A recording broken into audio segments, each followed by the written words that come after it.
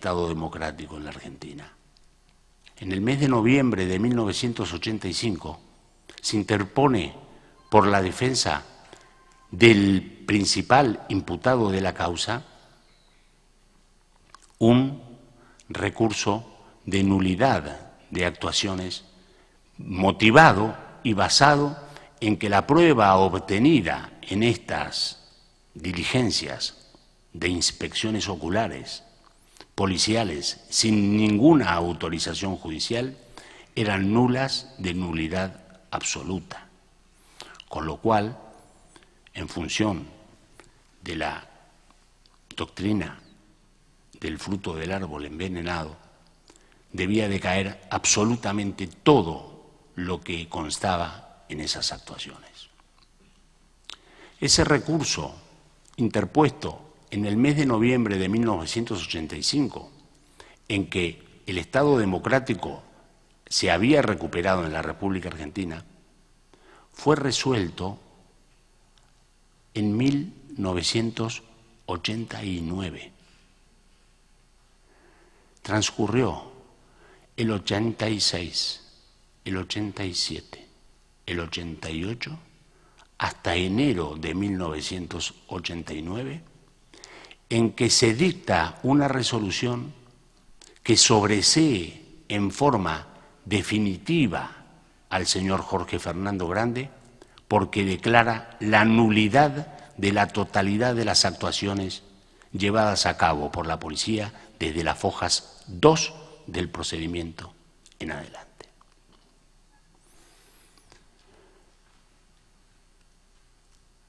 No es de despreciar el análisis que hace esa resolución, porque esa resolución, que es dictada por la Cámara de lo Criminal y Correccional Federal de la República Argentina, hace referencia a una resolución del juez de instancia del año 86 que resuelve en primera instancia ese recurso de nulidad. Ese recurso de nulidad en primera instancia fue resuelto de la siguiente manera. El juez de instancia dijo: no me voy a manifestar al respecto de la nulidad interpuesta, me manifestaré en ella en momento de dictar sentencia. Resulta entonces que el Estado, aparentemente el Poder Judicial del Estado argentino, esperaba a la fecha del dictado de una sentencia para resolver una nulidad que efectivamente afectaba a la totalidad del proceso. Claro. Cuando esto llega a la Cámara, esa resolución llega a la Cámara dice: ¿por qué vamos a esperar a sentencia para decir lo que podemos decir ahora? Y no solo lo que podemos decir ahora, sino lo que se debió decir desde un principio. Esto es nulo, de nulidad absoluta. Y así lo resolvió la Cámara de Apelaciones en lo Criminal y Correccional Federal. Y así lo tuvo que resolver entonces el juez de instancia en enero de 1989, sobreseyendo definitivamente al señor Jorge Fernando Grande. Es importante también saber que en las normas procesales vigentes en la República Argentina, en materia penal, en esos momentos existían dos tipos de sobreseimiento: el llamado sobreseimiento provisional y el llamado sobreseimiento libre y definitivo. El efecto de uno y de otro era totalmente distinto, por supuesto. El sobreseimiento definitivo hacía las veces de cosa juzgada.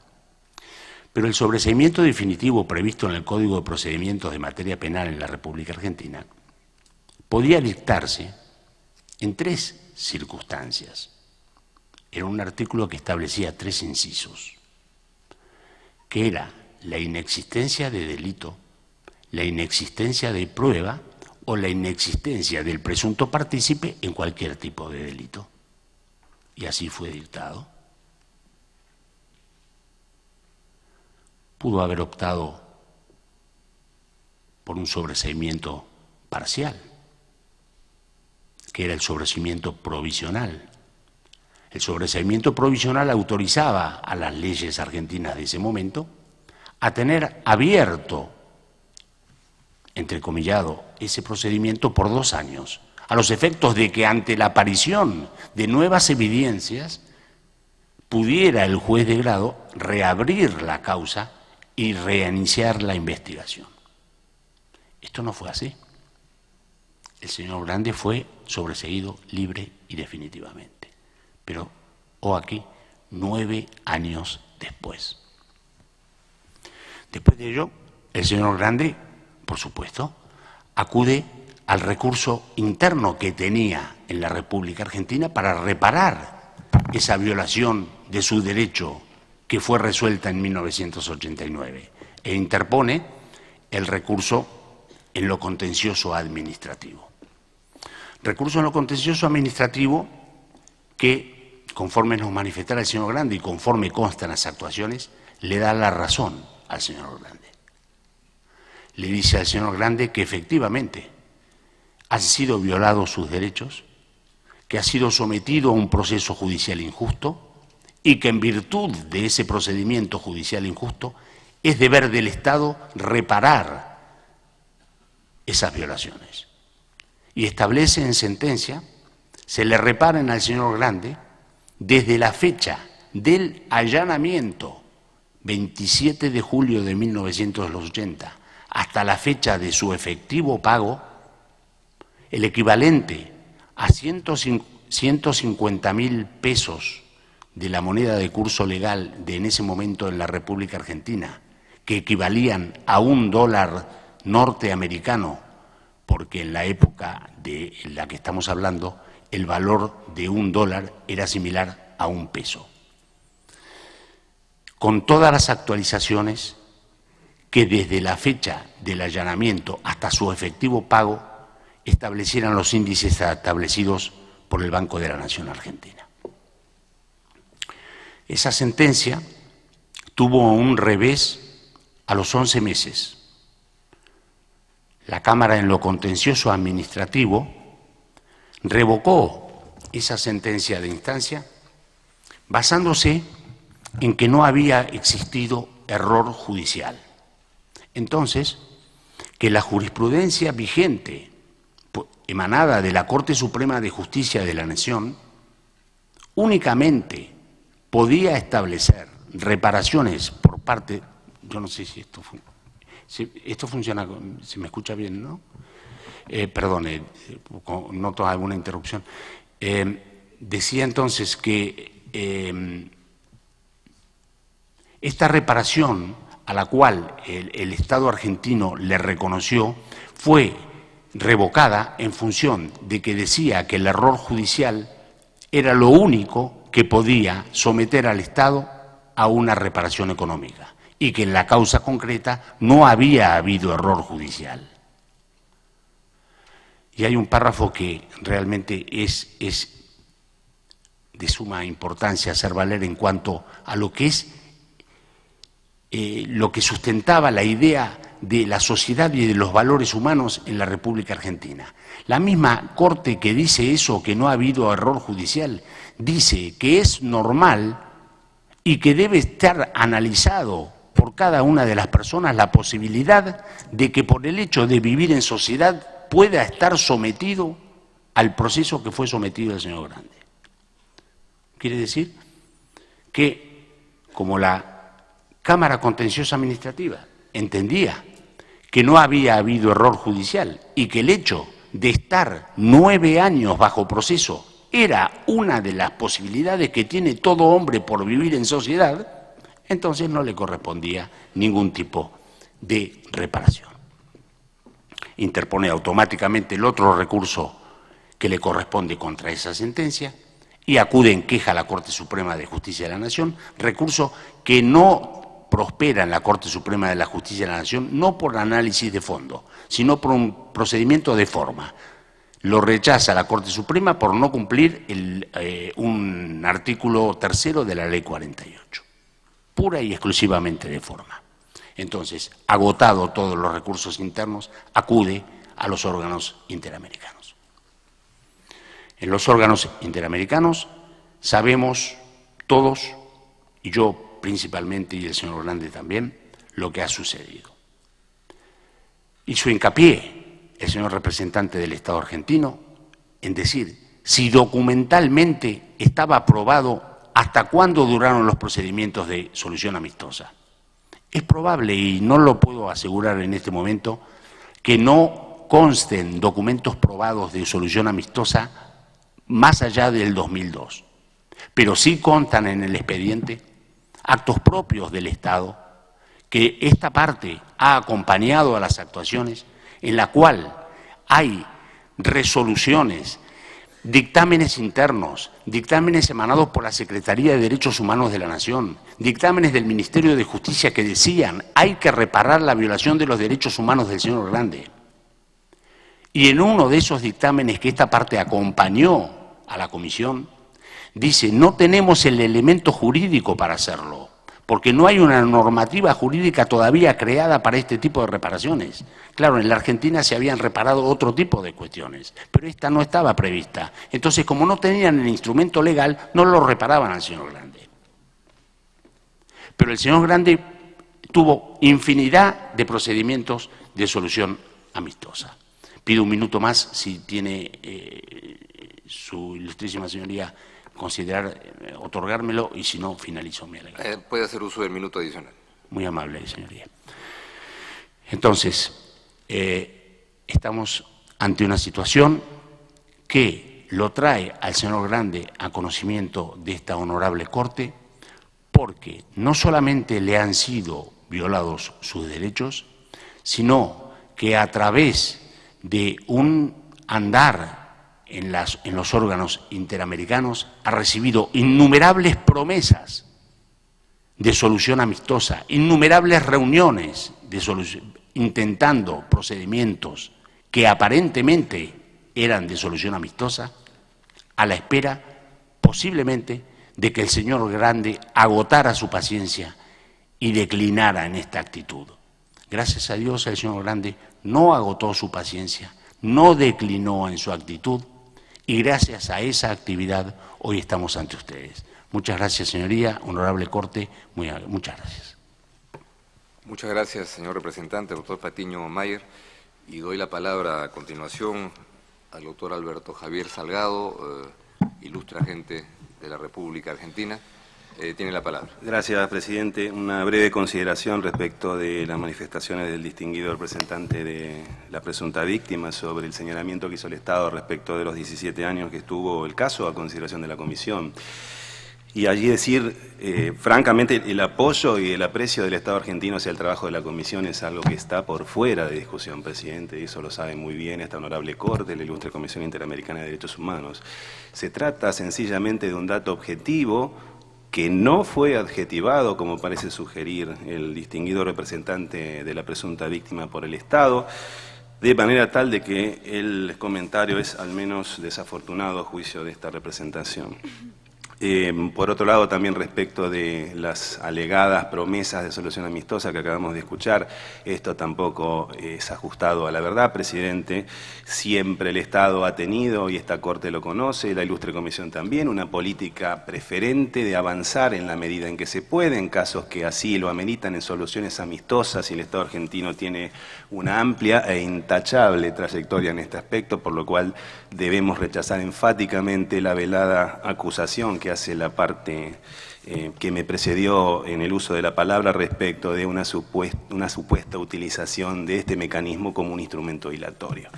Dicho esto, presidente, voy a pasar a alegar sobre las medidas, sobre las excepciones preliminares que, como esta honorable Corte conoce, ha interpuesto el Estado argentino. Se trata de 3 excepciones preliminares. La primera de ellas, incompetencia ratione temporis de esta honorable Corte, para conocer los hechos de la demanda anteriores al 5 de septiembre de 1984. La segunda, no agotamiento de los recursos internos por inacción procesal del señor Grande en el contexto del proceso penal. Y la tercera, la violación del derecho de defensa del Estado argentino durante la sustanciación del caso ante la ilustre Comisión Interamericana de Derechos Humanos. Señor presidente, los hechos en los que se fundó el proceso penal impulsado contra el señor Grande, como acabamos de escuchar en la exposición anterior, tuvieron lugar en 1980. Como esta honorable Corte conoce, la Convención Americana sobre Derechos Humanos entró en vigor para mi país el 5 de septiembre de 1984, oportunidad en la cual se depositó el instrumento de ratificación de la Convención y en cuyo marco se reconoció la competencia contenciosa de este tribunal, dejándose constancia de que las obligaciones contraídas solo tendrán efecto con relación a hechos acontecidos con posterioridad a dicha ratificación. Ello importa, señor presidente, que esta honorable Corte no puede, a juicio del Estado argentino, entrar a conocer respecto de alegaciones relativas a hechos ocurridos con anterioridad a esta fecha.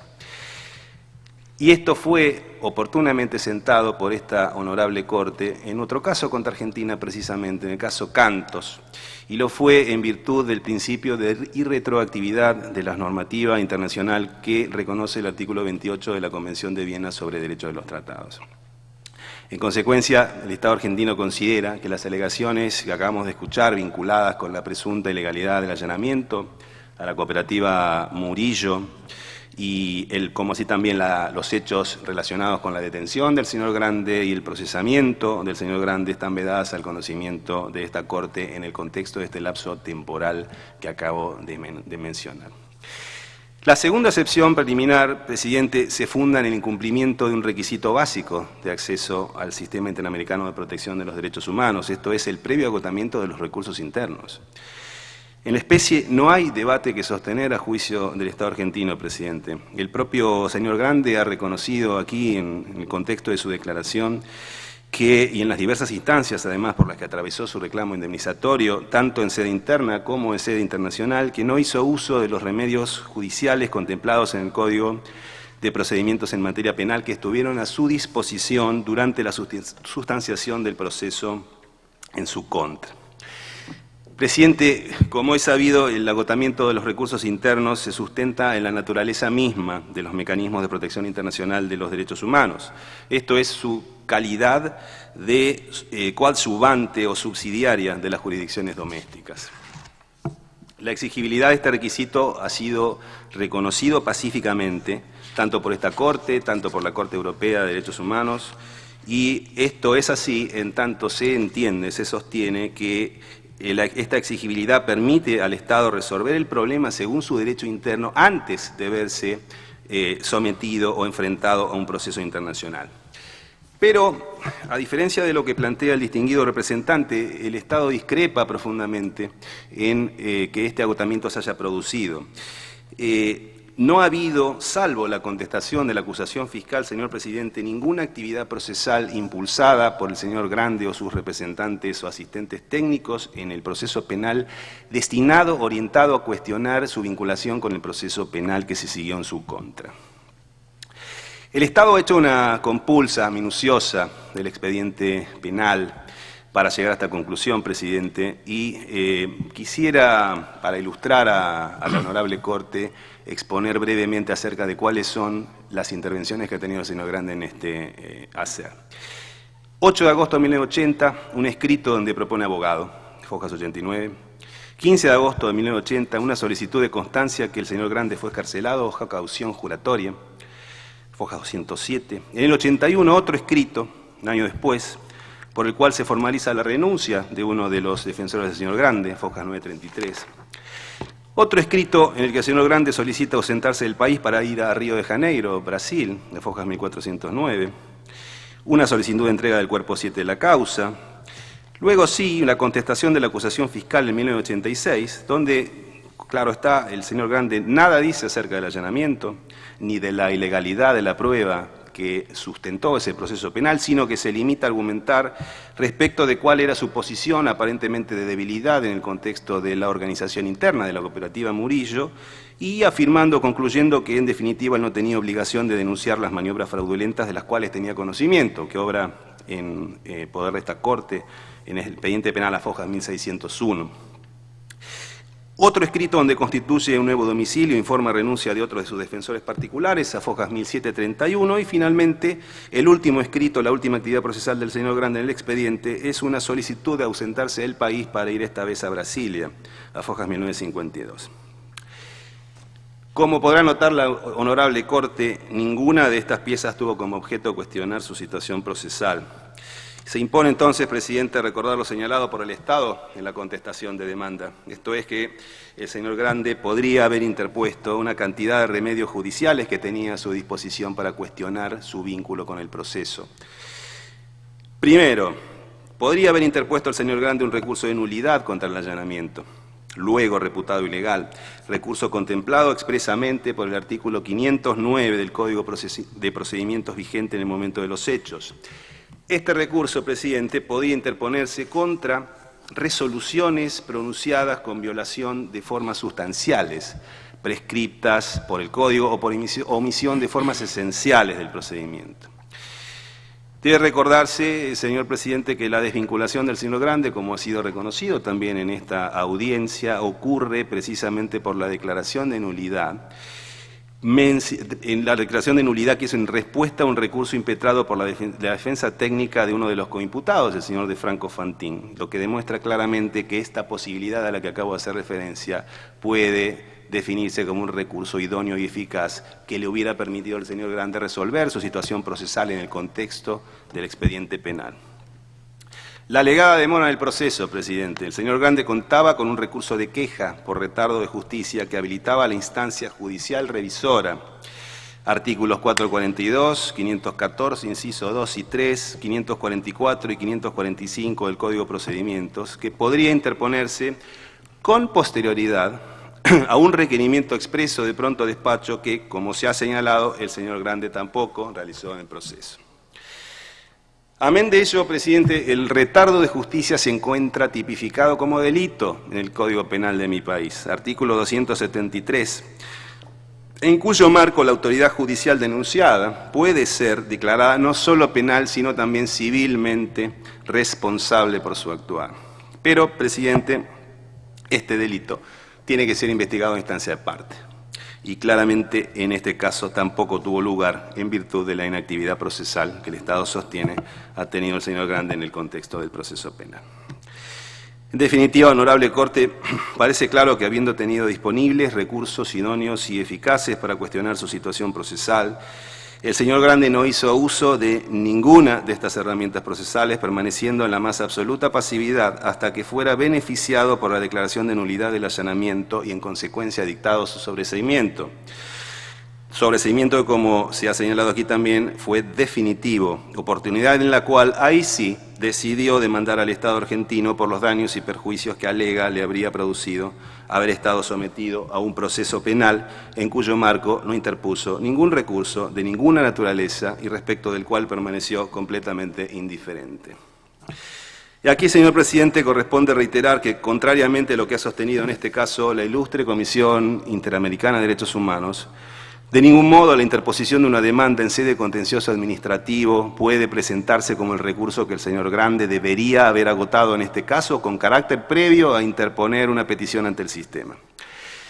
Si el objeto del caso presentado ante esta Corte tiene que ver con supuestas violaciones a las garantías judiciales consagradas en la Convención que habrían ocurrido en el contexto de las investigaciones llevadas adelante en sede penal, los recursos internos que el peticionario debe demostrar haber agotado son aquellos previstos por el Código de Procedimientos en materia penal, cuyo diseño normativo tenía como objeto neutralizar eventuales arbitrariedades y garantizar un debido proceso, y no una demanda por daños y perjuicios formalizada 9 años después de los hechos que derivaron en dicho procesamiento. Por otro lado, presidente, llama la atención lo afirmado por la ilustre Comisión Interamericana de Derechos Humanos, en tanto se contradice abiertamente con la posición sostenida por la misma Comisión en el caso Bayarri, también resuelto ante esta Corte, en tanto consideró que una demanda ante la jurisdicción contenciosa administrativa no era el recurso adecuado para subsanar las violaciones a las garantías judiciales, limitando tales recursos exigibles a los disponibles en el contexto del proceso penal exclusivamente. En síntesis, presidente, en el caso en especie, a juicio del Estado, es palmariamente claro que el señor Grande no ha hecho uso de las herramientas procesales que tenía a su disposición en el ámbito del proceso penal al que fue sometido, de manera tal que la demanda resulta inadmisible en tanto no se verifica el debido agotamiento de los recursos internos de conformidad con lo dispuesto por el artículo 46 de la Convención Americana sobre Derechos Humanos. La tercera acepción preliminar, presidente, tiene que ver con la violación del derecho de defensa sufrida por el Estado argentino en el contexto de la sustanciación del caso ante la Comisión. Conforme la denuncia mediante la cual el peticionario inicia el caso en sede internacional, su objeto procesal se orientó claramente a cuestionar la actuación de la justicia en lo contencioso administrativo federal, en virtud del rechazo de la acción por daños y perjuicios que el señor Grande interpuso.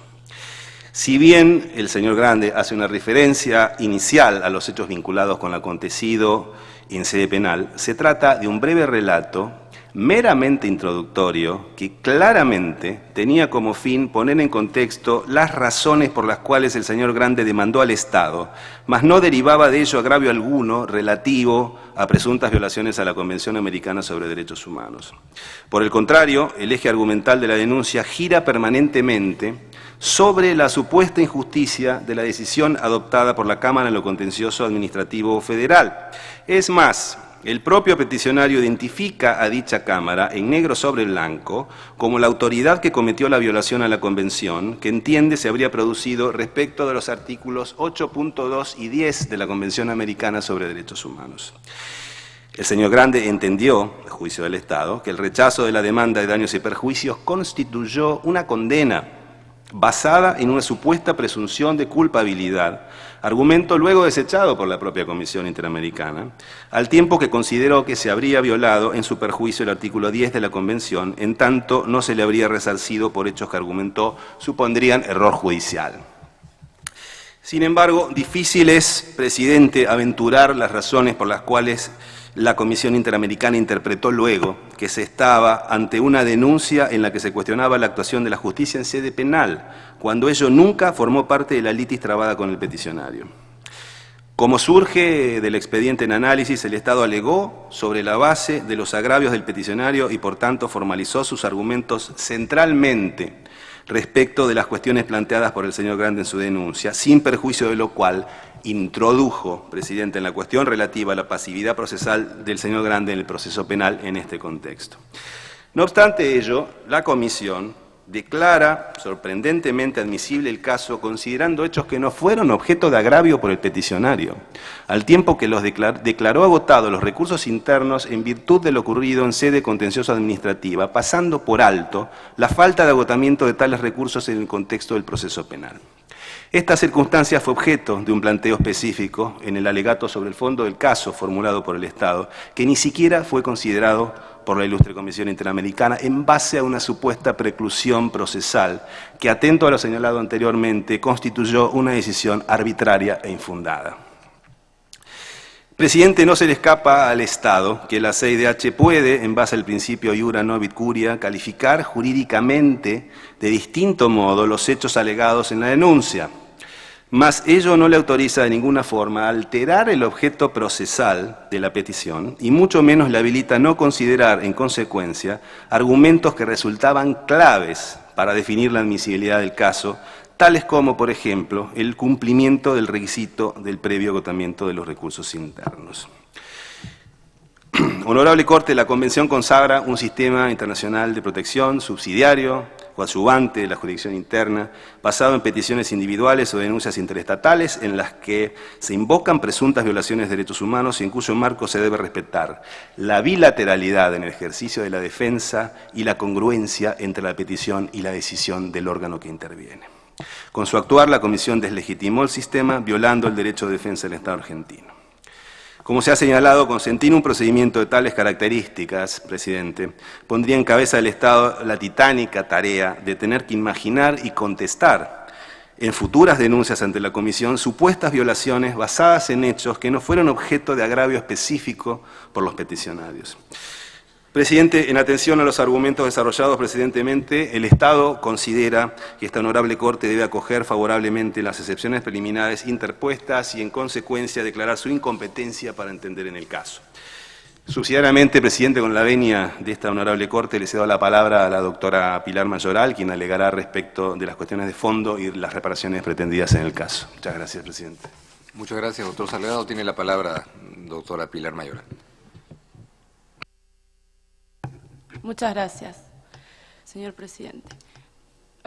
Subsidiariamente a los puestos hasta aquí, y para el caso de que esta honorable Corte no haga lugar a las excepciones preliminares interpuestas por el Estado, nos referiremos a continuación a las cuestiones relacionadas con el fondo del caso. En primer término, desarrollaremos la alegada violación al artículo 8.1 de la Convención. Luego, en una segunda etapa, nos adentraremos en el análisis de la supuesta violación al artículo 25. Esta parte entiende que en el presente caso no existió violación del artículo 8.1. Como esta honorable Corte tiene dicho, las alegaciones sobre la falta de razonabilidad del plazo pueden ser desvirtuadas por el Estado si éste expone y prueba que la demora tiene directa relación con la complejidad del caso o con la conducta de las partes. Previo a todo, el Estado considera pertinente definir cuál es el periodo que debe tomarse en consideración atento a la competencia ratione temporis que posee este alto tribunal en el presente caso. Si bien es cierto que hay hechos anteriores a la entrada en vigencia de la Convención para la Argentina, la interpretación del artículo 8.1 debería hacerse solo a partir de ese corte temporal. De ello se desprende que si bien la causa penal seguida en contra del señor Grande se inició el 29 de julio de 1980, el periodo a considerar para la determinación del plazo razonable solo comienza con el reconocimiento por parte de la Argentina de la competencia de esta honorable Corte. Esto es el 5 de septiembre de 1984. En consecuencia, conforme el principio de no retroactividad, el periodo a considerar para la determinación del plazo razonable es de 4 años, 4 meses y 19 días. Perdón, hay un tema con la velocidad. Para efectos de la interpretación, le agradecería si podemos ir un poco más lento. Por favor, gracias.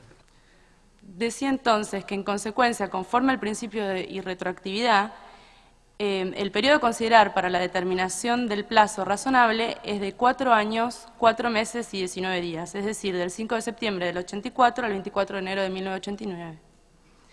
Este criterio se condice con la jurisprudencia constante sostenida por el Tribunal Europeo de Derechos Humanos en casos similares. Atento a que la evaluación en la cual se ha desarrollado un proceso no puede hacerse en forma abstracta, sino que debe determinarse a la luz de las circunstancias específicas de cada caso concreto, nos referiremos a continuación a los elementos que a criterio de este honorable tribunal deben ponderarse en tal análisis, es decir, la complejidad del asunto, la actividad procesal del interesado y la conducta de las autoridades. En primer lugar, resulta innegable que la causa número 144 es de carácter complejo. Su naturaleza, los delitos allí investigados, ilícitos financieros sospechados de haber generado la quiebra de una cooperativa, averiguación de maniobras generadas en el marco de un grupo económico conformado por más de 10 empresas, el estudio de la legalidad del otorgamiento de créditos y su cancelación con aportes sospechados de no ser genuinos. En fin, muchísimas circunstancias que acabo de nombrar exigieron una gran actividad probatoria para el esclarecimiento de los hechos, como por ejemplo, pericias contables, caligráficas, sobre un material complejo y extenso y declaraciones de múltiples testigos e imputados. Para dar una cabal idea de la magnitud de la causa, baste con decir que al momento del sobreseimiento definitivo del señor Grande, la causa se encontraba integrada en un expediente principal que contaba con 11 cuerpos y más de 2.000 fojas, sumados unos 20 incidentes. Otro factor a tener en cuenta es que la causa 144 contó con la afectación de múltiples ahorristas, una pluralidad de inculpados y la participación del Banco Central de la Nación Argentina como en carácter de querellante. Al respecto, cabe también destacar que los propios inculpados en la causa han reconocido el carácter complejo de la misma, a través de distintos escritos que fueron presentados ante dicho tribunal. Como podemos ver, el proceso seguido en contra del señor Grande no se remitía a determinar si un allanamiento es legal o ilegal, como insinúa la otra parte, sino sobre todas aquellas cuestiones señaladas anteriormente. Pasemos ahora a examinar el segundo elemento de análisis, la conducta del interesado. De la compulsa de las actuaciones realizadas surgen que en el periodo comprendido entre el 5 de septiembre de 1984 y el 24 de enero de 1989, la actuación del señor Grande en el proceso seguido en su contra fue prácticamente inexistente. 5 escritos en 5 años. Sin perjuicio de ello, y a diferencia del peticionario, los 5 coimputados en la causa produjeron profusa actividad procesal. promoviendo numerosos recursos, incidentes, aclaratorias, ampliaciones de declaraciones y numerosas solicitudes de prórroga fundadas en la complejidad de la causa. Todas estas actuaciones debieron ser sustanciadas por el Tribunal Instructor y el de Alzada, circunstancia que impide que se evalúe el plazo de la duración tomando en cuenta únicamente la conducta del señor Grande, descontextualizada de la de sus consortes de causa. Respecto de la conducta de las autoridades judiciales, el Estado sostiene que conforme al principio de irretroactividad no existió ningún periodo de inactividad significativo entre septiembre del 84 y enero del 89. Asimismo, cabe destacar que el proceso se desarrolló sin obstaculizaciones por parte de las autoridades judiciales, que la tramitación y resolución de las solicitudes y recursos interpuestos por las partes resulta conforme con los criterios de diligencia y razonabilidad, y que las autoridades actuaron ágilmente, aún a despecho de la complejidad y características del asunto en materia de investigación. Sobre este punto cabe señalar que, contrariamente a lo que presume la ilustre comisión en su demanda, el Estado ha dejado ampliamente demostrado en su escrito de contestación que las autoridades judiciales internas realizaron una multiplicidad de actos procesales tendientes a la resolución del presente caso desde el traslado de la acusación fiscal hasta mayo de 1988. Tampoco se ajusta a la verdad de los hechos que constan en la causa lo afirmado por la Comisión en cuanto a que habrían transcurrido 5 meses desde la declaratoria de nulidad dictada por la Cámara Federal y el sobreseimiento definitivo del Juzgado Federal del Conocimiento. Tal señalamiento no toma en cuenta el hecho de que la decisión de la excelentísima Cámara relativa a las nulidades de los allanamientos fue apelada por la querella mediante recurso extraordinario federal. A su vez, no considera el hecho de que una vez resuelto dicho recurso, la defensa de De Franco Fantín interpuso un recurso de aclaratoria, que luego desistió, o el hecho de que el magistrado solicitó información al registro de reincidencias, atento a las observaciones realizadas por la querella. Tampoco contempla el hecho de que se habilitó feria judicial al solo efecto de resolver la presente causa. Por otra parte, cabe aquí resaltar que en ningún momento del proceso Grande presentó queja alguna en relación con la respuesta que se le diera a sus peticiones procesales. Tampoco solicitó pronto despacho, ni tuvo que reiterar o insistir en sus peticiones, ni mucho menos denunciar penalmente la existencia del delito de retardo de justicia. Asimismo, cabe aclarar en relación al artículo 8.1 que el peritaje ofrecido por el aquí peticionario, independientemente de la impugnación que este estado formulada por no responder a la naturaleza de su opinión experta, en nada desvirtúa las afirmaciones realizadas hasta aquí por esta parte. En otro orden de ideas, si tomamos en cuenta la afectación generada por la duración del procedimiento en la situación jurídica del señor Grande, cabe resaltar que éste permaneció en libertad durante todo el proceso, salvo los 14 días iniciales, siendo liberado por simple caución juratoria. En definitiva, con fundamento en las consideraciones de hecho y derecho efectuadas precedentemente, al realizar un estudio del procedimiento penal seguido en contra del señor Grande, conforme al principio de no retroactividad y de acuerdo con una ponderación armónica de los elementos de referencia, el Estado concluye que en el presente caso no existen elementos suficientes como para tener por fehacientemente acreditada ninguna violación al artículo 8.1. Pasemos ahora rápidamente al análisis de la alegada violación al artículo 25 de la Convención. Sobre este aspecto, la otra parte refiere que al momento de decidir acerca del reclamo indemnizatorio realizado por Grande ante el Fuero Contencioso Administrativo, la Cámara Nacional de Apelaciones no tomó en cuenta el supuesto prolongado lapso que duró el proceso seguido en sede penal en contra del señor Grande, como así también la ilegalidad de la prueba decretada también en el foro penal. En primer término, se ha demostrado que no media en la causa 144 violación del plazo razonable, circunstancia que por otra parte nunca alegó aquí el peticionario en sede interna. En segundo término, téngase presente que el recurso efectivo que el señor Grande tuvo a su disposición no era la acción de daños y perjuicios en sede contenciosa administrativa, sino aquellos contemplados en la normativa procesal penal a los que el Estado hizo referencia en el marco de las excepciones preliminares y que el señor Grande no utilizó oportunamente. El mal uso de los recursos, solicito un minuto más para poder terminar. Puede hacer uso del minuto adicional. Adelante. Muchas gracias. Decía entonces que el mal uso de los recursos, pretender que se repare por vía de una demanda resarcitoria lo que debería haber planteado oportunamente en sede penal, no puede ser a la postre imputado al Estado. Queda entonces claro que lo que se pretende aquí es la utilización de este sistema interamericano como una cuarta instancia. En conclusión, podemos afirmar que el señor Grande pretende conseguir una compensación económica bajo el argumento de supuestas violaciones operadas en sede interna, las cuales han sido rebatidas a lo largo de la audiencia.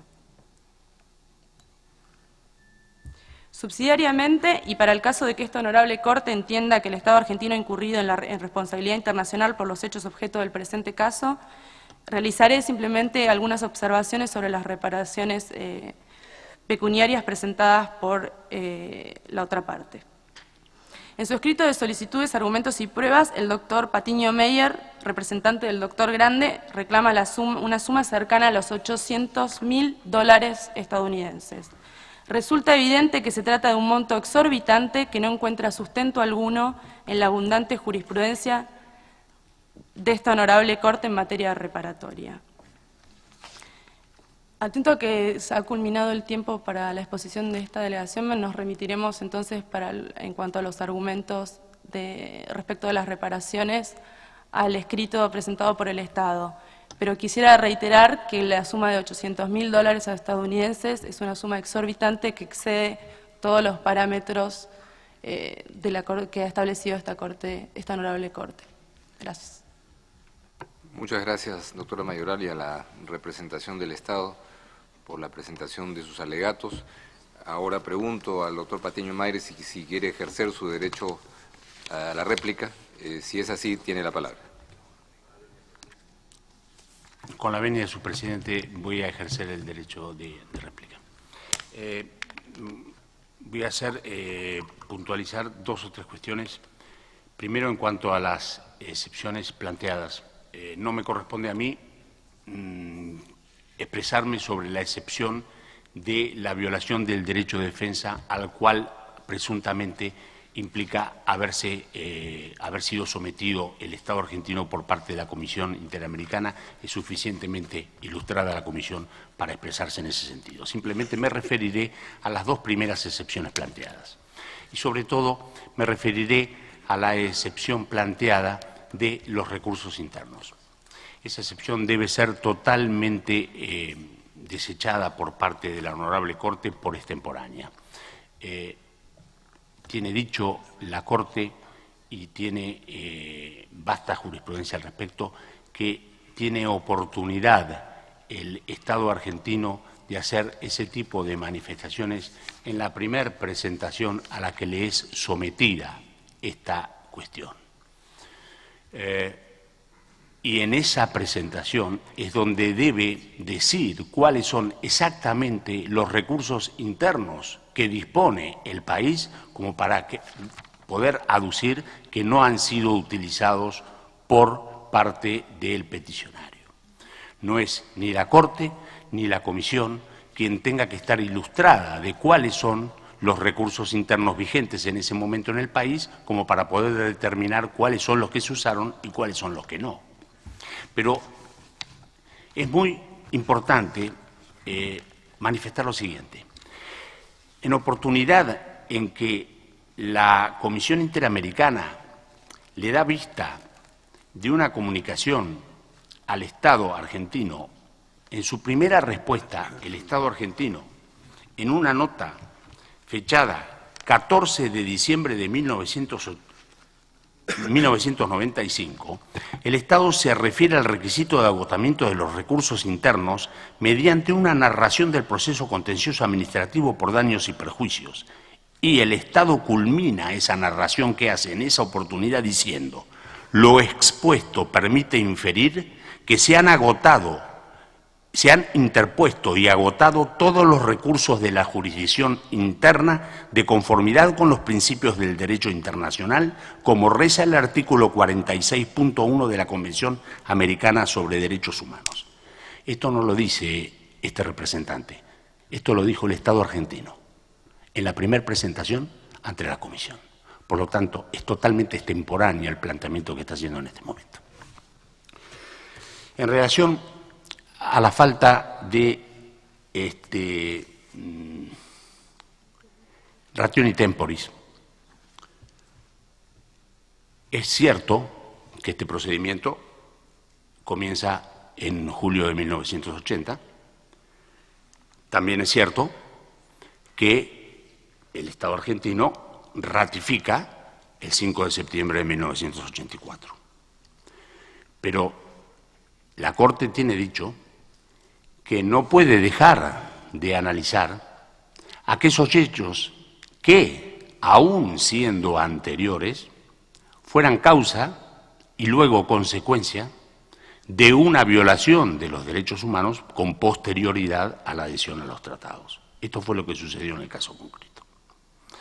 Para evitar más tiempo en estas cuestiones, entiendo que esa excepción también debe ser descartada. En cuanto a la tercera, a lo mejor se expresa en su informe final la Honorable Comisión Interamericana. En los aspectos de fondo,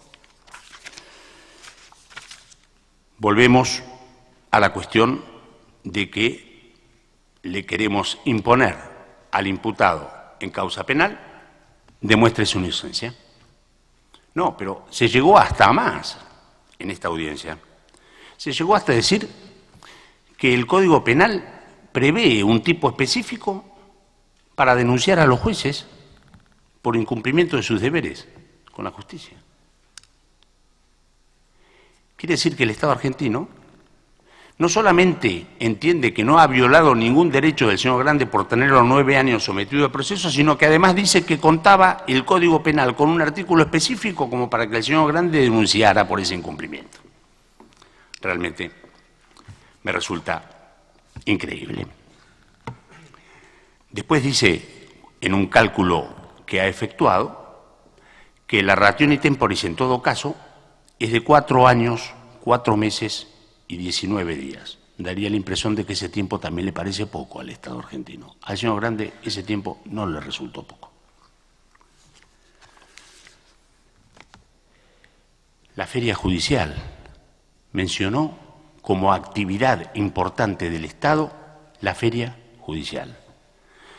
No puedo dejar de expresarse, ilustrísima y honorable Corte, que la feria judicial se habilitó precisamente para resolver el sobreseimiento definitivo del señor Grande interpuesto 5 años antes. Esa fue la habilitación de la feria judicial. La feria judicial en Argentina es durante el mes de enero y ese recurso de sobreseimiento definitivo se resolvió en el mes de enero, atento a pedido especial de habilitación de feria para resolver un recurso que había sido impuesto 4 años antes. Eso le llama actividad judicial la representación del Estado argentino. Después dice, en otra parte de sus argumentos, que ha sido liberado con simple caución juratoria, como si el hecho... Tiempo concluido. ¿Me concede un minuto más, señoría? Y finalizo. Tiene un minuto para concluir. Muy amable, señor presidente, muy amable. Dice que el señor Grande fue liberado y puesto en libertad, provisional, claro, con simple caución juratoria, como si el hecho del ser liberado con simple caución juratoria significará un beneficio que le otorga el Estado o el órgano judicial a un procesado en sede penal. No, no es así. Es totalmente al revés. Cuando un imputado en sede penal sale bajo caución juratoria, es en mérito a su responsabilidad en la causa, porque si no se le imponen cauciones reales, o si no, como de Franco Fantín, no sale hasta después de 4 años. Esa es la realidad. Entonces, toda esa actividad judicial, todos esos beneficios que dice el Estado argentino le otorgó al señor Fernández Grande, fueron totalmente al revés, fueron totalmente en su perjuicio. Señoría, esta representación entiende que está debidamente acreditado, con las constancias de las actuaciones, lo sucedido en esta vista, lo necesario como para declarar que el Estado argentino ha violado los derechos humanos en la persona del señor Jorge Grande, en virtud de los artículos 8 y 25, en función del 1.1 de la Convención Americana. Muchas gracias, señoría. Muchas gracias, doctor Patiño Mayer, por la presentación de su réplica y doy la palabra a la representación del Estado para que, si lo tiene bien, sospecho que sí, el derecho de dúplica. Adelante. Sospecha bien, presidente. Adelante. Bien, muchas gracias, presidente. Sí, en relación a lo que señalaba el distinguido representante respecto de las excepciones preliminares que ha interpuesto el Estado argentino. señala que serían extemporáneas. En primer lugar, cabe decir que, en rigor a juicio, al menos del Estado, el agravio vinculado al no agotamiento de los recursos internos es un argumento que debe darse en las primeras etapas del procedimiento, es decir, todas aquellas que ocurren antes de la declaración de admisibilidad. Y esto ha sido así, pacíficamente aceptado por la praxis de la Comisión Interamericana de Derechos Humanos. En segundo lugar, es cierto lo que señala el representante, de que existe ese escrito en el cual se declara que se agotaron los recursos internos respecto de la demanda contencioso administrativo federal, y esto va hilado, va vinculado con la tercera acepción preliminar del cambio del objeto procesal que produce la Comisión Interamericana de Derechos Humanos. Sin perjuicio de eso, no es cierto que este argumento haya sido interpuesto extemporáneamente, porque antes del informe de admisibilidad que se produce en el año 2002, el Estado argentino remitió, cuando fracasaron los intentos de solución amistosa, que se hizo referencia también en esta audiencia, un extenso escrito con fecha 19 de noviembre del 2001, en el cual argumentó precisamente esta cuestión. Subsidiariamente se presentó el argumento de que respecto de aquellos aspectos vinculados o aquellos agravios vinculados con el proceso penal no se verificaba en la especie el debido agotamiento de los recursos internos. Y esto está escrito en negro sobre blanco en el escrito del Estado argentino del 19 de noviembre del 2001 y que recoge también la Comisión Interamericana de Derechos Humanos en su informe de admisibilidad, sin considerarlo, desde luego, al tiempo que cambie el objeto procesal de la denuncia. Respecto de los argumentos del distinguido representante de la presunta víctima en relación a la excepción preliminar de incompetencia ratione temporis, el Estado presidente se limita a lo que señaló esta honorable, se remite a lo que señaló esta honorable Corte en el caso Cantos. No resiste mayor análisis los argumentos del distinguido representante. Sobre demostrar su inocencia, en ningún momento se ha dicho en esta audiencia que el Estado le exigiera al señor Grande que demuestre inocencia alguna. Lo único que se hizo hincapié en esta audiencia es que el señor Grande tenía la obligación de interponer los recursos que el sistema procesal le reconocía si él cuestionaba que estaba injustamente procesado. Ni más ni menos que eso. Respecto de que el Estado ha argumentado como una actividad procesal la feria judicial, como lo señala el distinguido representante, lo único que ha hecho el Estado es señalar que a efectos de facilitar una mayor rapidez en la puesta en libertad de estas personas se habilitó la feria judicial, las vacaciones, entre comillas, de los magistrados del Poder Judicial para dictar la resolución. Lejos de, digamos, verlo como un aspecto positivo, pareciera, como lo señala el señor representante, que esto ha ido en contra del peticionario, no se advierte de qué manera. Le cedo la palabra a la doctora Mayoral con la anuencia de esta honorable Corte. Tiene la palabra, doctora Mayoral. No, simplemente queríamos agregar que lo dicho por el representante en cuanto al artículo 8.1, es decir, el plazo razonable, en diversas ocasiones consistió en una descontextualización de lo dicho por el Estado y por eso nos remitimos a los escritos que presentaremos oportunamente. Muchas gracias a la representación del Estado por la dúplica que acabamos de escuchar. Con esto termina la presentación de los alegatos orales por las partes y procede en consecuencia a darle la palabra a la ilustre Comisión Interamericana de Derechos Humanos para que nos haga conocer las observaciones finales sobre este caso. Tiene la palabra comisionada Luz Patricia Mejía. Adelante.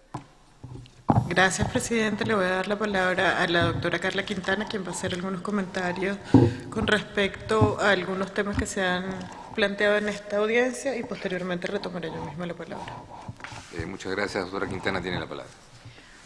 Con la venia de la Corte, voy a hacer referencia puntual a las excepciones preliminares interpuestas por el Estado de Argentina, sin perjuicio de que en este momento ratificamos nuestro escrito de 19 de febrero en todos sus términos, en el que damos contestación en extenso a las excepciones interpuestas.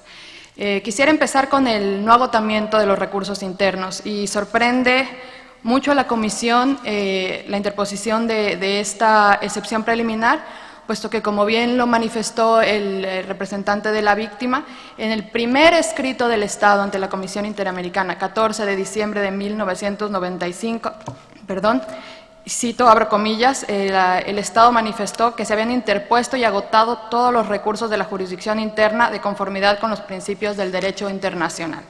Es sorprendente que ahora el Estado venga a decir que si bien que una vez que terminó la solución amistosa cambió de posición, en efecto cambió de posición, no es lo mismo, la Comisión quiere resaltar que no es lo mismo que el Estado no se haya pronunciado del todo respecto del agotamiento de los recursos internos y haya tomado una posición con posterioridad. En el primer escrito interpuesto por el Estado reconoció que ya se habían agotado los recursos internos y con base en ese reconocimiento, con base en esa actuación procesal, es que el señor Grande se sentó y estuvo dispuesto a tener charlas respecto de una solución amistosa.